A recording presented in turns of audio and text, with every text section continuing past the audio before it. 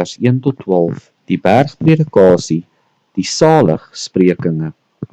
En toe hy die skare sien, het hy op die berg geklim, en nadat hy gaan sit het, het sy disippels na hom gekom, en hy het sy mond geopen en hulle geleer en gesê, salig is die wat arm van gees is, want aan hulle behoort die koninkryk van die hemele. Salig is die wat treur, want hulle sal vertroos word. Salig is die sagmoediges, want hulle sal die aarde beerwe.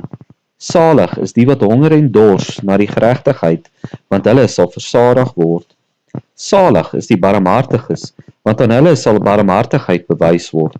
Salig is die wat rein van hart is, want hulle sal God sien.